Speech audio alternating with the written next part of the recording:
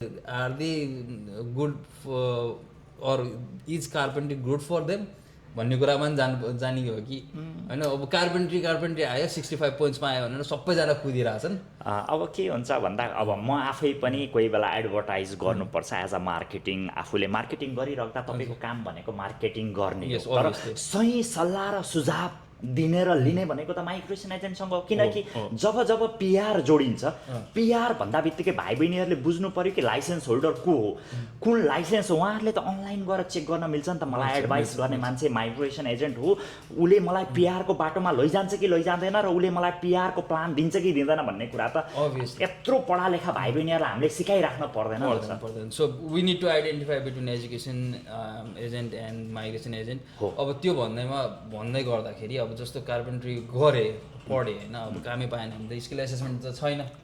So म चाहिँ के भन्छु भने अब इफ कुनै कोर्स जान्छौ म चाहिँ अप्सन दिन्छु, this is the option, this is the option होइन।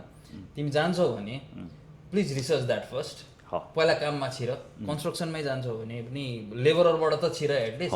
तिमी यता पढ्दै गर 24 घन्टाको पर विक या 48 आवर्स पर फोर्टनाइटली लेबरर त काम गर। अनि यु विल अन्डरस्ट्यान्ड कि can you do the carpentry job, can you do the electrician job. बाटो त खोल्न पर्यो। किन भन्दा अहिले उलवर्थ र कोल्समा काम गरिरहनुहुन्छ अनि भाइ आएर कार्पेन्ट्री गर्छु भन्नुहुन्छ, कार्पेन्ट्री पढ्न थाल्नुहुन्छ।